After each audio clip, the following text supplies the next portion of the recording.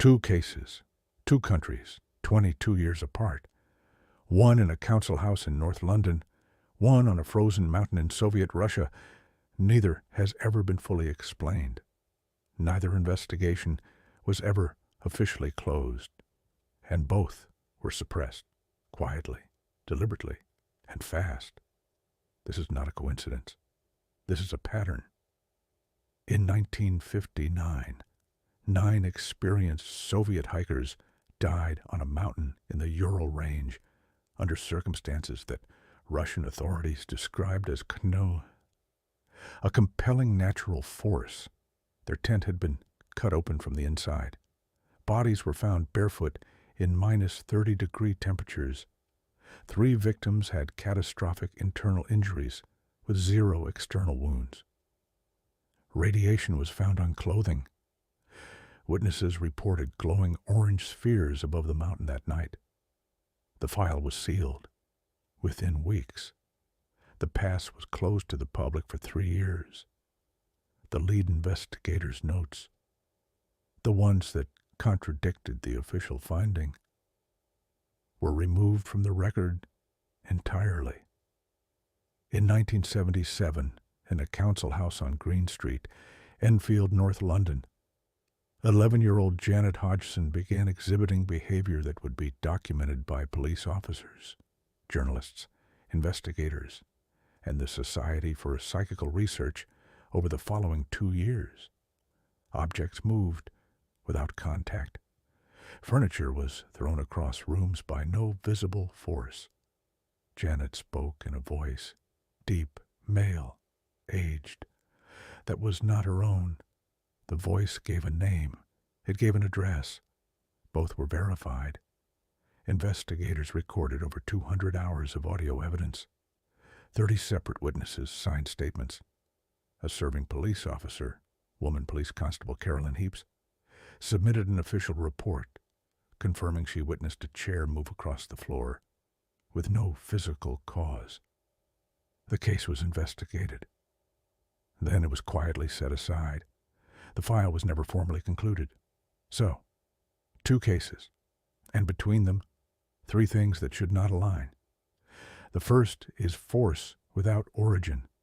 In Enfield, the force that moved furniture, threw objects, and produced physical bruising on Janet Hodgson left no traceable source. Investigators could document the effects. They could not identify the cause. In Dyatlov, the force that fractured rib cages and skulls internally, without surface damage, was described by the Soviet medical examiner as inconsistent with any known human or environmental cause. He used the phrase comparable to the force of a high-speed vehicle impact, while noting that no vehicle had been present and no external trauma existed. Different cases, different countries, different decades, same problem, force with no origin. The second is suppression. In both cases, the initial investigating authorities moved quickly, not to explain, but to contain. The Dyatlov file was classified within weeks. The lead investigator was reassigned. The mountain was closed. Witnesses from other hiking groups who reported the orange spheres were interviewed once and never followed up with. In Enfield, the Metropolitan Police received WPC Heaps's official report and took no further action. The case was handed entirely to civilian investigators.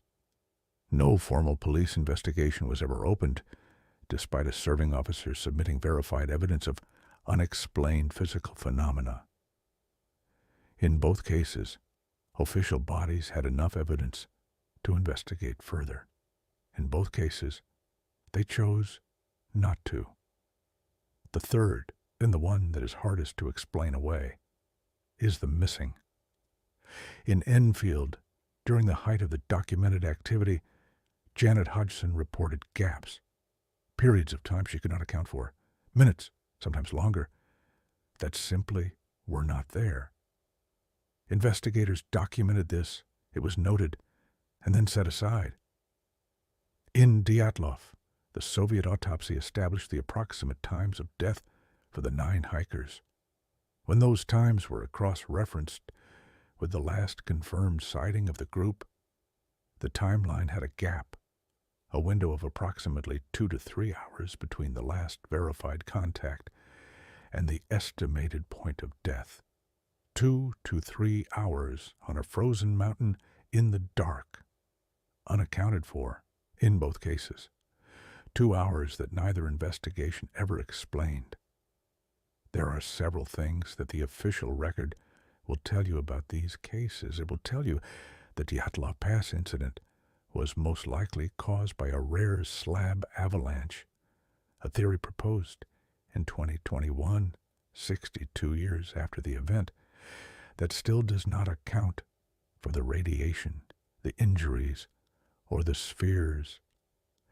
It will tell you the Enfield Poltergeist was most likely a hoax perpetrated by 2 young girls, a theory that does not account for 30 independent witnesses, 200 hours of audio, or a serving police officer's signed statement.